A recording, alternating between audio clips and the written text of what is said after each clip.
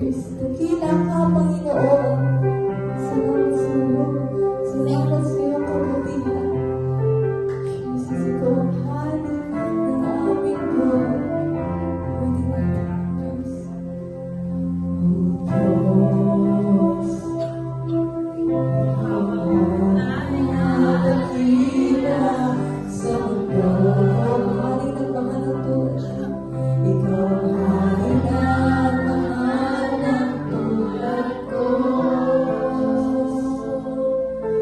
The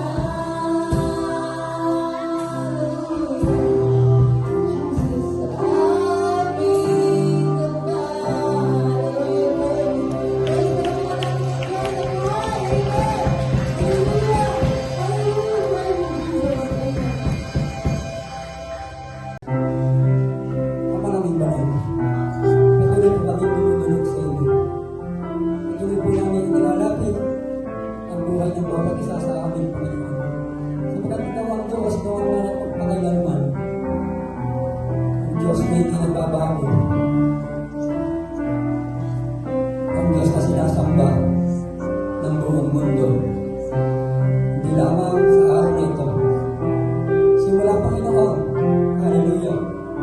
Kung ikaw ay magkakilala, kung ikaw ay magpahayag ng iyong kapangyarihan, ng iyong kadakilaan, sa kabila ng mga kasalanan, sa kabila ng mga pagsuway,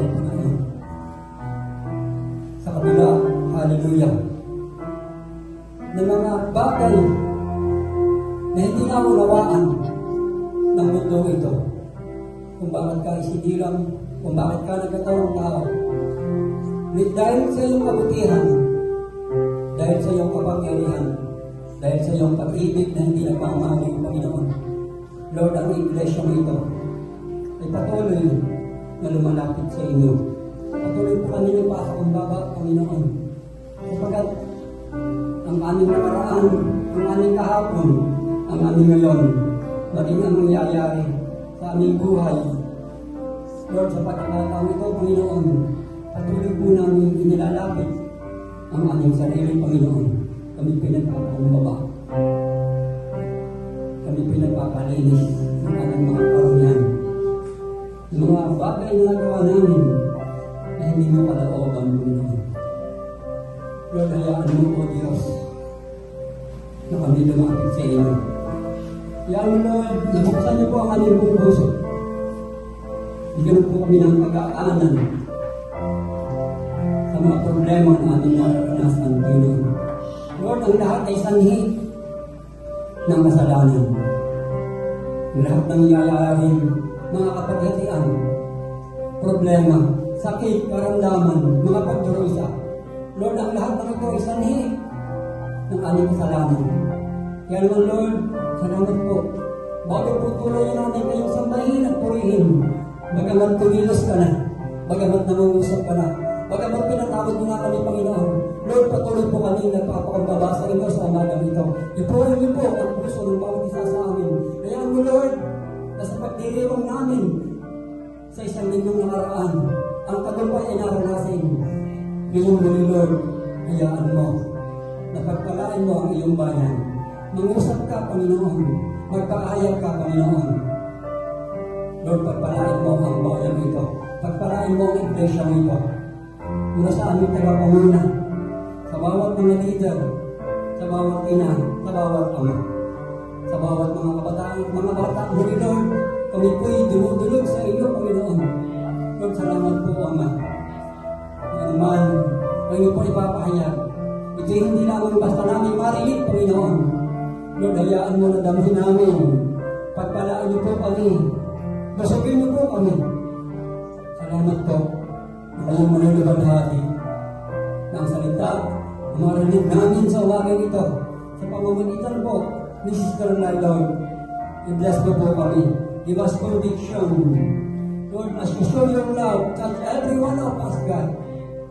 Lord, salamat po na patuloy kayong maghahari at magbubunga ang mga salita katulad ng puno na ikalalim, Panginoon, sa malapit sa batisan. Ito'y mamunga, dadahon ng sariwa, magpapala, magiging pagpapala ang iglesia ito. Panginoon, salamat po.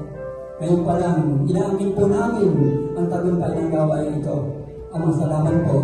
Sa iyo po ang kapurihan, ang pagluwalhati at pagsamba. Sa pangalan ng Jesus. Amen. Amen.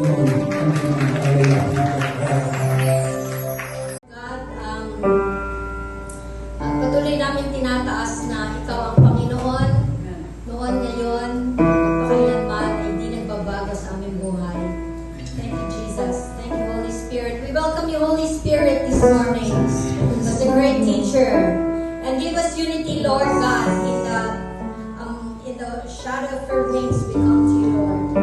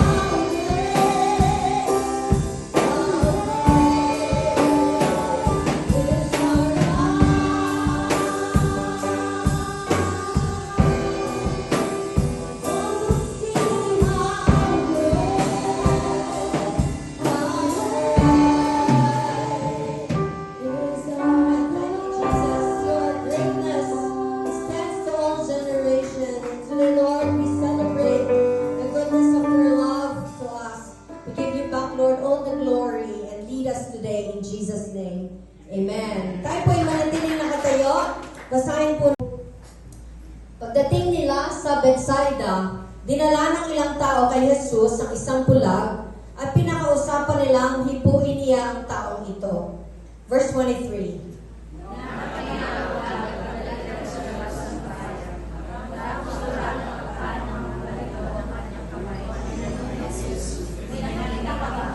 Verse 24, tumingin ang lalaki at sumagot, nakakakita po ako ng mga tao, ngunit para silang mga punong kahoy na naglalakad. Verse 25, sabay-sabay po. Muling inilagay ni Jesus ang kanyang mga kamay sa mga mata ng bulag. Sa pagkakataong ito, tumingin mabuti ang bulag, nanumbalik ang kanyang paningin at nakakita na siya ng malinaw. Palakpakan po natin si Lord. The title of our message today is How Vision Leads to Faith. Tayo po makakaupo. Last week, ang topic po natin is How Faith Leads to Vision. And the story of Bartimaeus, na siyang may faith na, pero lumapit at humingi ng healing kay Jesus, ay nakatagpo ng kagalingan. Amen. Okay, praise God. Na malaki ang bungi dito sa ating gitna, yung mga nasa likod, may kami. So, ito ay minsan na topic na natin about vision. But today, let's see this in a different light. Sa how vision can lead to faith. Amen. So, itong healing na ito ay very dramatic illustration sa mga disciples tungkol sa growth ng spiritual understanding. Natuwa ko kay Brother Ego kasi yung kanyang patotoo, binabasa niya. Di ko alam kung siya yung nag-drop. Pero kahit na hindi talaga siya yung nag-drop, the fact na nagpunta siya dito at nag-agree siya na magbasa ng testimony niya, and totoo sa kanya ang pagsasabi ng kanyang testimony, he shows a kind of faith in his young age. Amen? Amen? Kaya niyo bang ginawa ni Eko? O kaya niyo? Amen? So, ang sabi po dito, pagdating nila sa Bethsaida, dinala ng ilang tao kay Jesus ang isang bulag at pinakausapan nilang hipuin niya ang taong ito. Okay. The blind man had no name. Walang name dito ang blind man. Ano po? Hindi kagaya ni Bartimaeus in Mark chapter 10, 2 chapters away from this. Meron siyang pangalan. Sabi natin last week, ang blindness was very common or rampant during the New Testament times. Dahil ito ay viral infection through birth. Kaya sa Biblia, marami talagang pinagaling si Jesus. Ano po? Pero they usually were begging for money, for food. So sila ay tinuturing na outcast of society and they were helpless. Ano po? Everybody say helpless. So most blind people are helpless. Pag sinabing helpless, kulang sila sa tulong. Right? So, pero ang general belief that is, dahil noong unang panahon, ang general belief ng mga tao is kapag may sickness, kapag may illness or disease, considered siyang punishment ng Diyos for something that the individual did. So, ang result noon is the blind people were considered unclean or outcast. And very few people would want to come close to them. Pero itong verse 22 ay nagsabi na dinala ng ilang tao. Okay. Hindi sinabi kung ilan, kung dalawa ba yan, or 3, 4, 5, 10 ang nagdala sa bulag na ito. Pero ilan ang nagdala. Therefore, maybe these are friends of the blind man, or maybe relatives or families. Right? At dinala siya kanino? Kay Jesus. Ang pinakiusapan nila na hipuin niya ang taong ito. So these people came to Jesus and begged them to touch Him. No? That is the English version. Begged Him to touch Him. No? Ibig sabihin, nagmakaawa sila na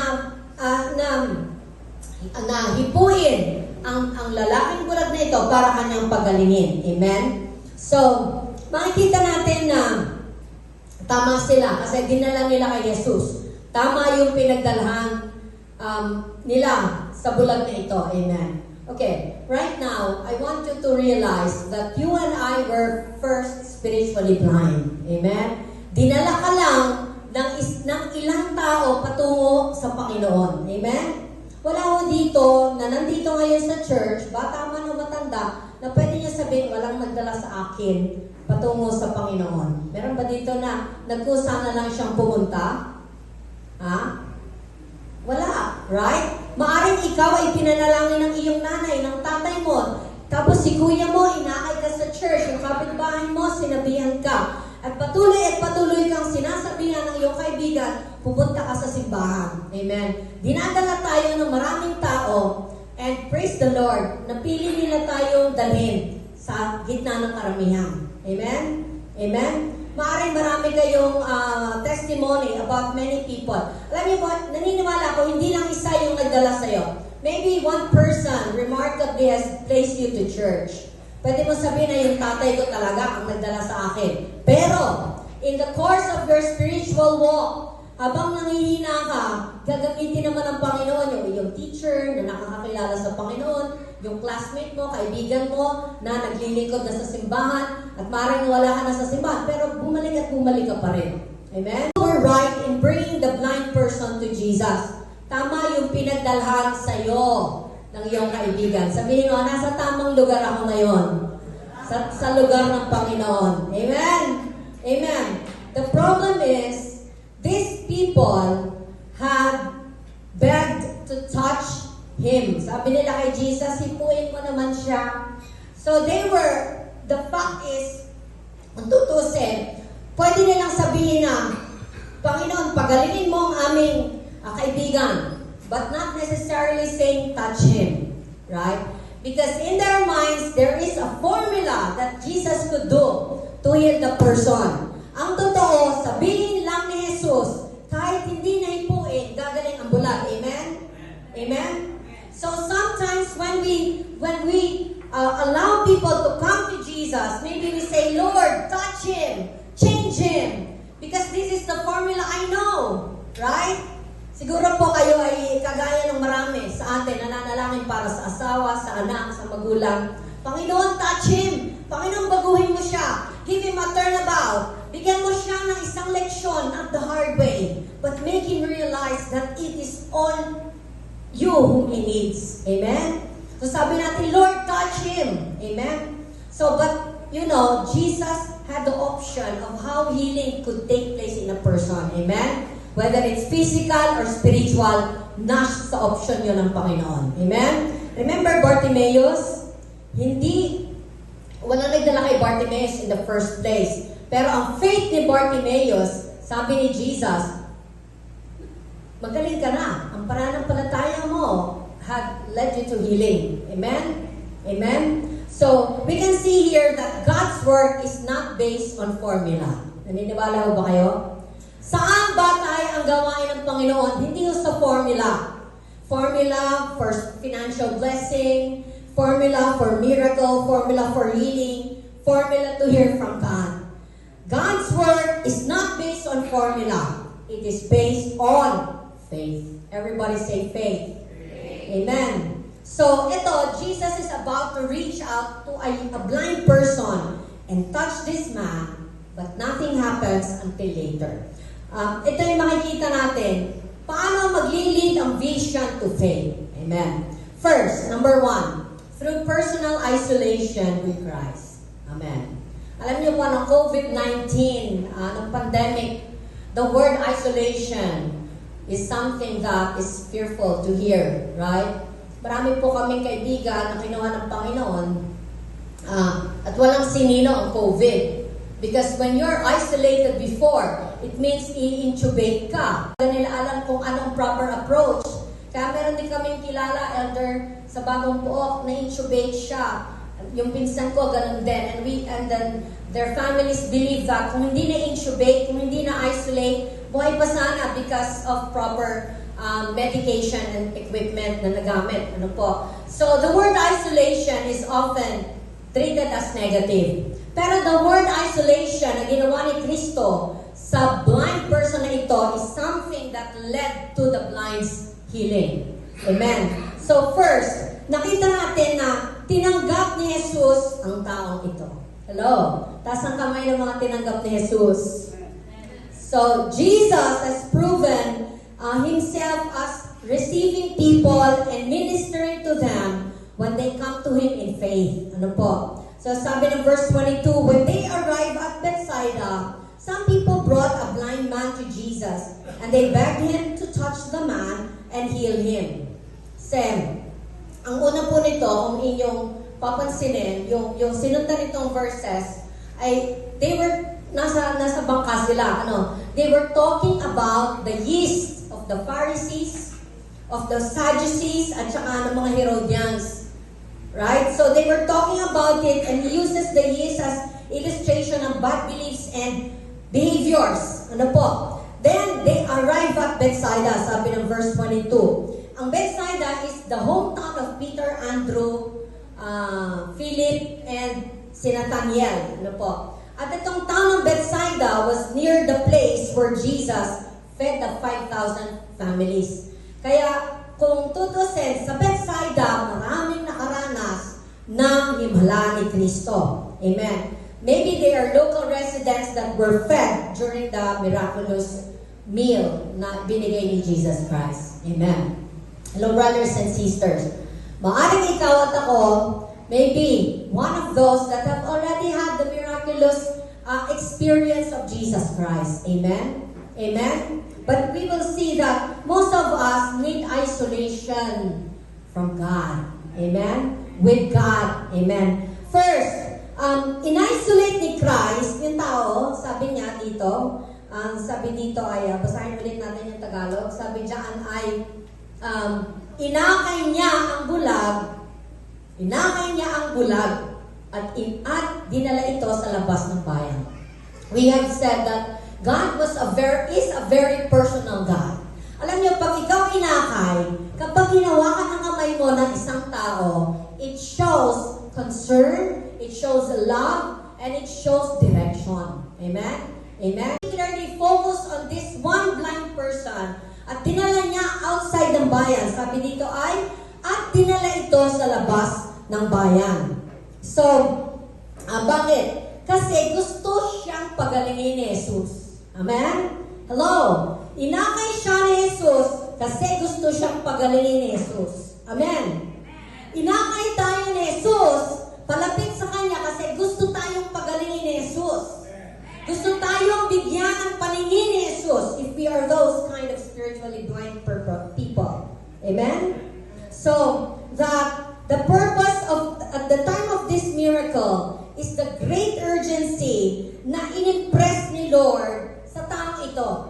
And that the secrecy is all upon Him. So, makikita natin na His miraculous working is something that He wants to hide from many people. Ano po? So, makikita din natin dito na yung pag-ibig ni Jesus sa blind man ay kinailangan niyang hawakan pa siya. Amen? Alam niya tayo talaga, minsan in-invite na talaga tayo, marami na tayong invitation, narinig, pero minsan kailangan pa talaga natin akayin.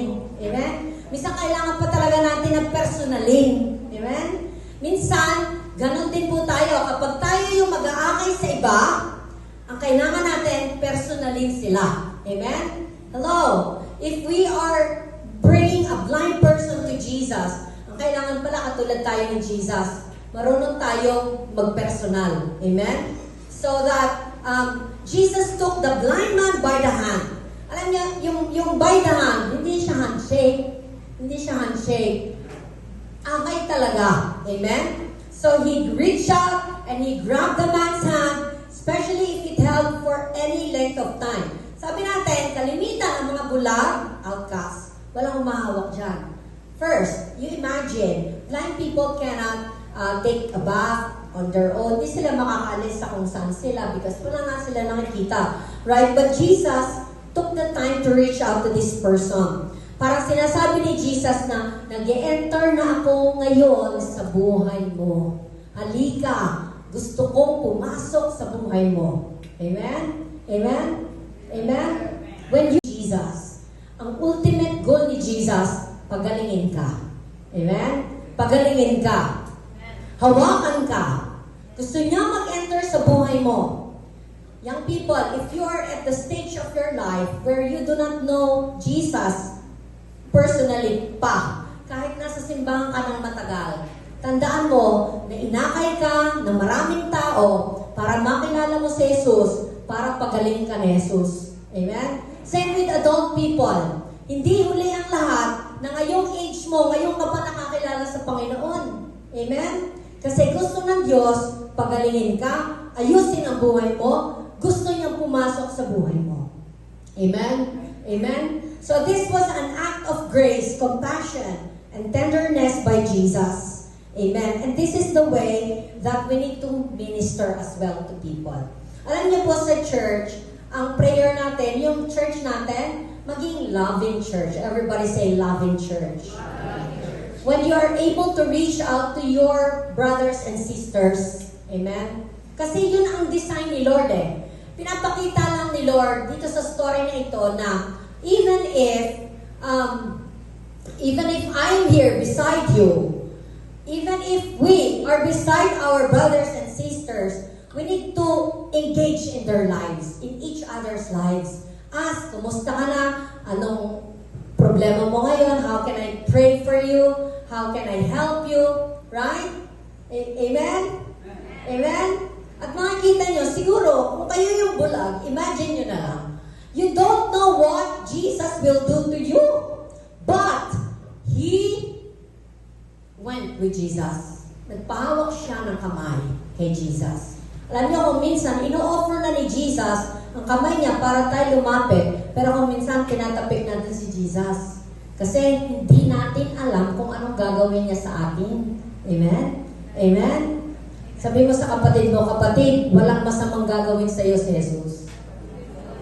Ang lahat ng gagawin ni Kristo sa nilalapitan niya, hinahawakan niya ay mabubuting bagay. Amen? Sabi nga kanina ni Pastor Lito, sana nakadalo kayo kasi parang nasa langit na kami. Right? Meaning, when people invite you to worship service, tandaan nyo, walang masamang gagawin sa iyo si Jesus. Walang masamang epekto yon sa iyo. If you have work, I challenge you, take a leave. Amen? Unahin mo si Jesus. Kung may klase ka, unahin mo si Jesus. Amen? Kasi walang makakasama sa iyo. Bumagsak ka man sa subject mo, naranasan mo naman ang presensya ng Diyos sa gawain ng Diyos. Amen? Wala pa rin masamang epekto sa iyo yun. Amen? At wala dito nun. Amen? Lahat ng naririto ay nais sumunod sa plano ng Diyos sa kanyang buhay. Amen? Amen. There is positive isolation or positive consequence of isolation with Jesus. Amen. Yan po ay personally, pwede po natin gawin yan. Kahit minsan mahirap. Alam niyo po, mahirap naman talaga mag-personal devotion. Lalo na kung sa bahay niyo naman, wala naman kayong sariling room, walang prayer room. Alam niyo, yung ibang Kristiyanong pamilya, may sarili talaga silang prayer room. Kina Bishop dito, I really envy their family. Kasi every morning, nandun sila sa prayer room nila. At yung mga anak niya, alam din ang gagawin. Lahat ng empleyado niya nandun. Kasi may prayer room sila. So they can isolate themselves from early morning. Amen? Walang iistorbo and together they can worship. Amen? Sa bahay natin, siguro wala talaga tayong magandang room. Pero isolation is possible. Amen? Ay kung ang gising ng iba sa bahay mo ay alas 6, kailangan gumising ka na ng alas 4 para talaga naka-isolate ka. Para ikaw lang at si Lord ang makakapag-pray, makaka-worship ka, walang istorbo sa'yo. Amen? Mahirap po ba yun? Yes, mahirap.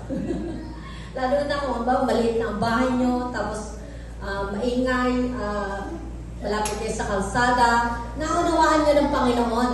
Pero alam nyo po, napakahalaga sa Panginoon na ikaw ay sumasantabi para lang mag-spend ng time with Him.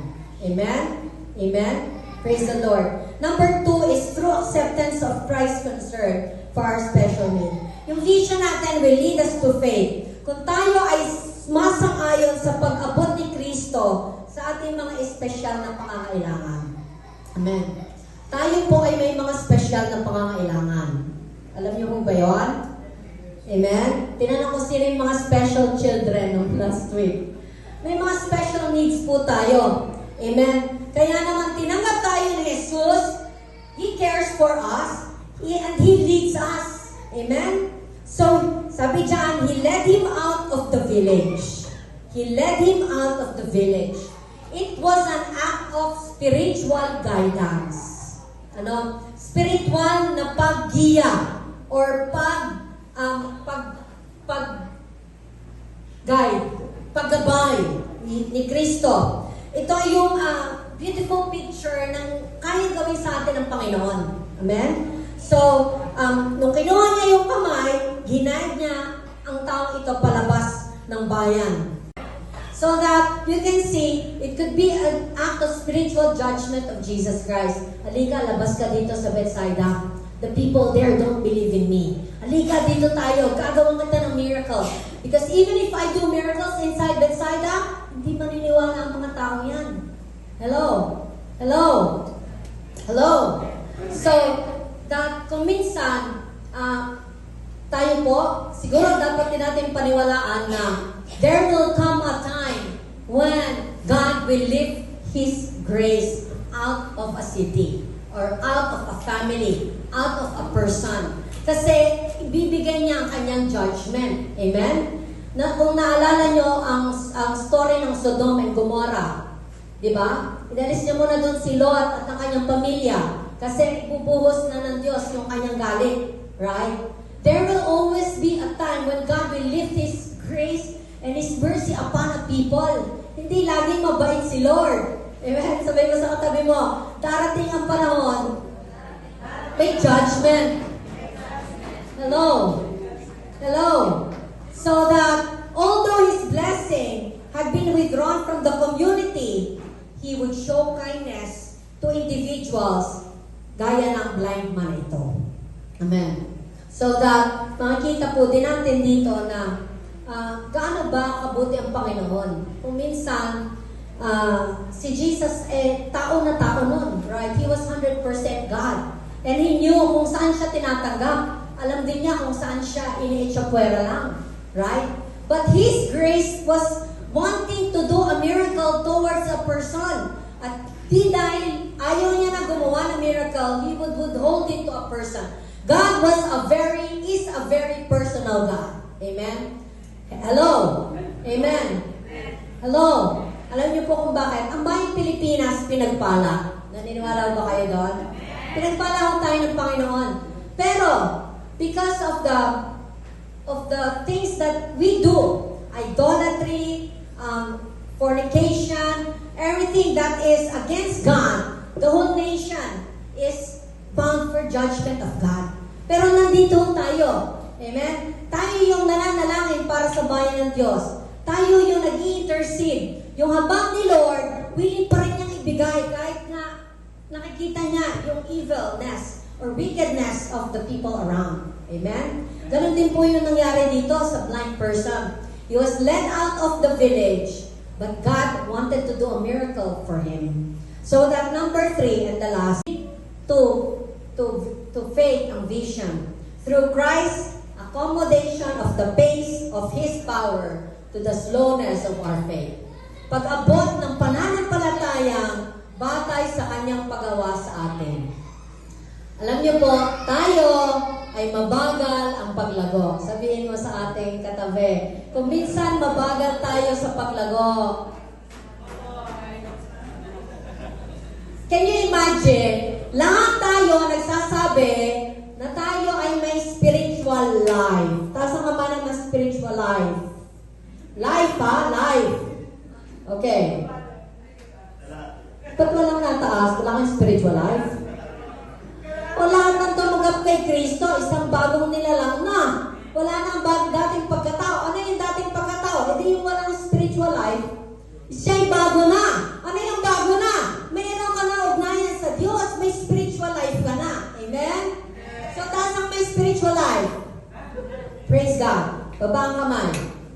I want you to realize, walang may buhay na walang paglago. Hello?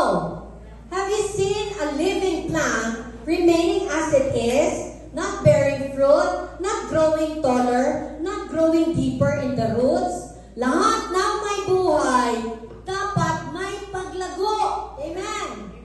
Hello?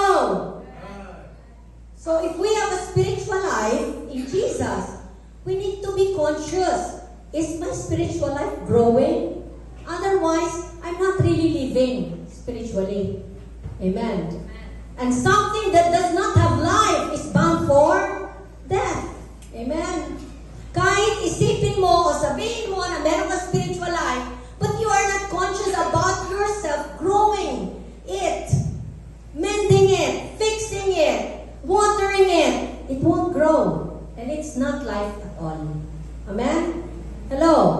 So that ano yung makikita natin dito kay Jesus? Sabi ng verse 23, Then spitting on the man's eyes, he laid his hands on him and asked, Can you see anything now? So, makikita natin dito, si Jesus, yung uri ng pagpapagaling niya sa lalaking ito was so much different from the types or kinds of healing that he has done doon sa mga iba na kanyang pinagaling. Si Bartimaeus, instantly gumaling. Sinabi lang niya, may 2 blind men. Iba rin ang kanyang method na ginamit. But to this man, seems parang mabagal. Right? Bakit mabagal? Right? Kung titingnan natin, ang nagdala sa kanya ng mga tao had faith in Jesus. Amen? Ano ibang doktor dinala? Right? But they had faith. At least we can assume little faith. But this man maybe had a little faith because he allowed himself to be brought to Jesus. Amen? At least he had faith or nagpaubaya siya kasi nga gusto niyang gumaling. Right? So, sabi ni Jesus, can you see anything now? Sa tingin nyo, nung tinanong siya ni Jesus, meron ka bang nakikita? Nung tinanong pa siya ni Jesus, nagdadoubt ba si Jesus sa kakayanan niya magpagaling sa lalaki? Did he doubt his capacity to heal? No. Right? He was asking the blind man kung meron na siyang nakikita kasi gusto niya na sabihin ng lalaking ito na meron na. Amen? Hello?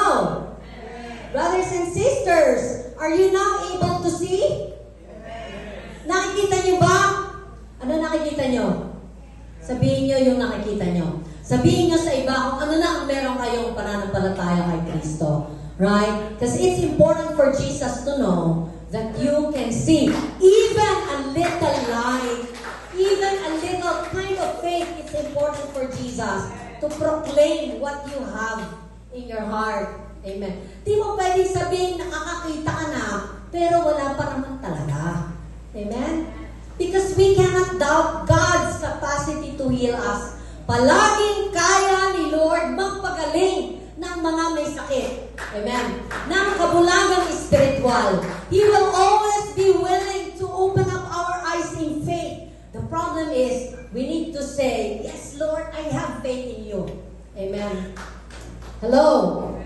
I cannot see them very clearly. They look like trees walking around. May nakikita na ako, pero parang yung mga tao ay mga puno.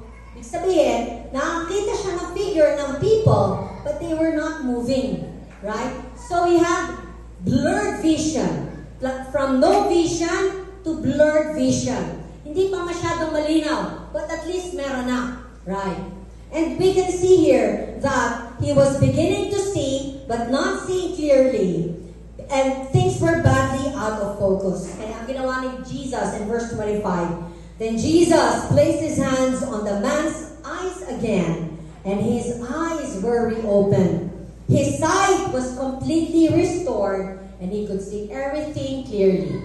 In our past sermon, we say, hindi porke nabuksan na ang sense, ang eyes ng bulag, nakakita na siya. Ano yung sumunod na clarity? Ano clarity dyan? His eyes were open. His function of sight were completely restored. And he could see everything clearly. Sa ating buhay spiritual, kagaya din tayo ng lalaking ito. Yung faith natin minsan malabo. Right? But in a little while, because of the capacity, you allowing Jesus to work in your life, you have vision. At least kahit konti. Amen. Importante sa Panginoon kahit maliit na faith. Amen? Amen? Sabi ng Bible, if you have faith as little as a mustard seed, You can tell this mountain to move to the other side. Amen? And then, the blurred vision, sabi ng definite ng description, he could see everything clearly. Clear vision. From no vision, blurred vision, to clear vision. Why? Because see, Jesus is the author and perfecter of our faith.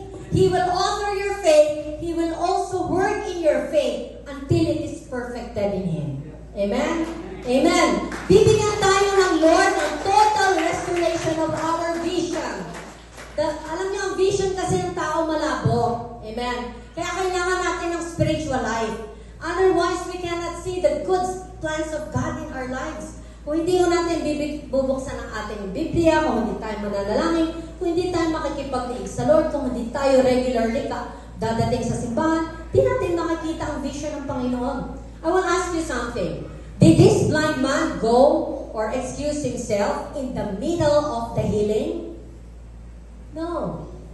Pwede bang sinabi niya na, "Uy, teka, saan mo ako dadalhin? Bakit tayo lalabas? Eh, nandun ang mga kasama ko."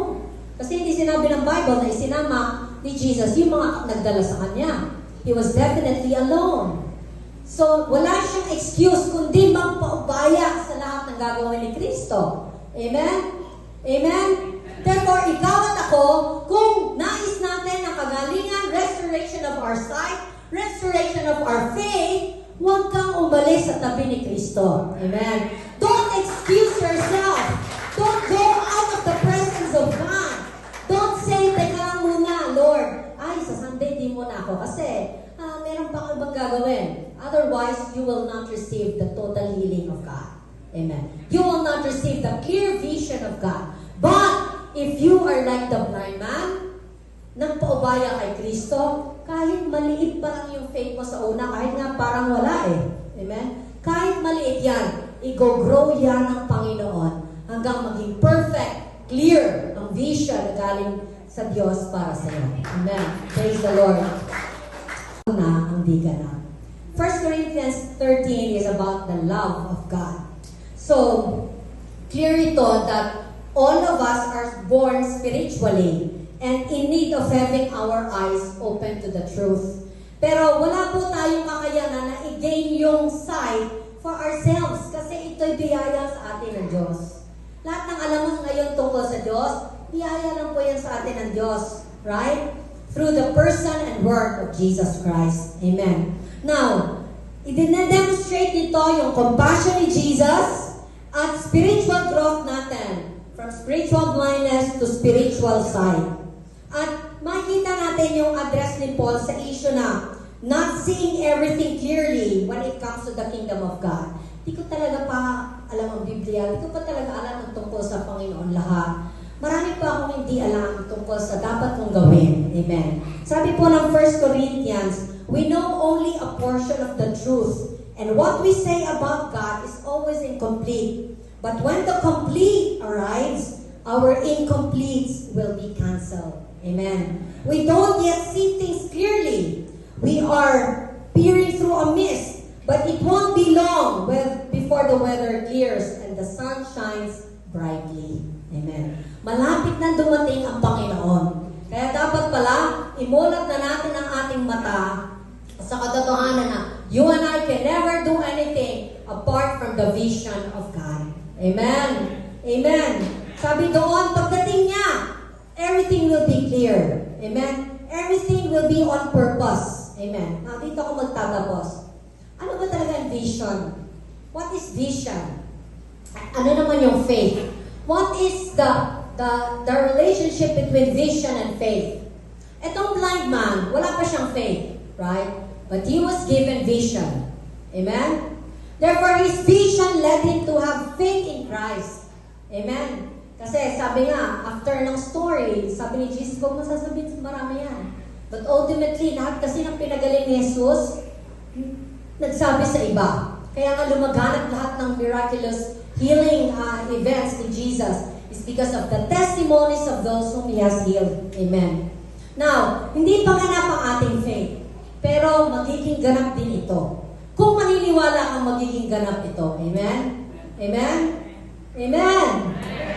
Praise God. I will ask you, May faith ba kayo? Tayo? Yes, kaya nga kayo nandito eh. At least, konti meron. Pero ang ating vision sa church, yung lahat talaga tayo mag-walk in faith. Amen? Ano yung walk in faith?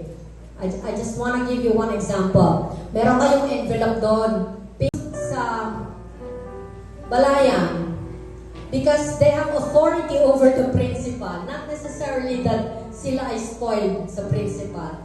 But because alam ng principal na sila ay grupo ng mga mananampalataya, first dahil na born again ang principal because of the work of their hands. So, every time may gawain, susulat lang sila, absent sila, pinapayagan sila, pinaprioritize sila ang gawain. Are they low students? No. Most of them are honor students. They have graduated with honors. Yung marami po doon, mga nagtatrabaho na yon, pero kaya nilang umabsent. Inuuna nila ang gawain ng Panginoon. Because they have vision. They have faith. Yun po ang faith. Hindi ka pababayaan ni Lord kapag inuuna mo ang gawain ng Panginoon. Amen? Amen? And I remind all parents, ang nakakalungkot po kasi talaga sa church, that's why growth is slow. Bakit slow ang growth sa church? Because to many parents, church is optional. Pwede tayo ngayon, next Sunday, pwede hindi mag-church. Sa next Sunday, pwede uling wala sa church. Mga bata, ganun ha. Kapag ako nasa church din kayo. Siyempre, sino magsasakay sa jeep sa mga anak ko kung hindi ko dadalhin? If church becomes optional to parents, it becomes unnecessary to our children. Our children will grow up, pwede pala na mawala sa church. But the vision of the church is not that. The vision of the church are strong families making a strong church. Amen. Amen. Kasi kahit paniwalaan natin na maganda ang ating church, strong ang church, if the families are weak, it's not really a strong church. And we are accountable to God. Amen? Amen?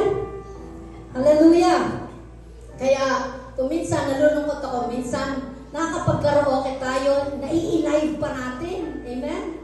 Pakiusap ko lang po, kapag kayo ay nag-birthday, nag-graduate, may blessing kayo sa Panginoon, unahin niyo po magsimba. Magpatotoo kayo kung paano kayo binless ng buhay ng Panginoon.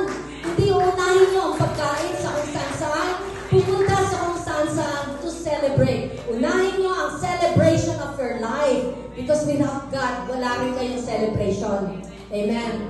Because alam niyo po, ang faith, inuuna ang Diyos, ano man ang mangyari. Amen? Amen. Hello? Hello? It means we let the healing of God continue in our lives if we continue to have faith in God. Amen. Hindi tayo magagawa ng Diyos ng total restoration kung hindi tayo magpapaubaya sa pag-akay ng Diyos sa atin. Amen. But God willingly honors the faith of one person. Kahit maliit yan, palalakihin, payayabungin, palalaguin, pabubumahin ng Panginoon. Amen. Praise the Lord.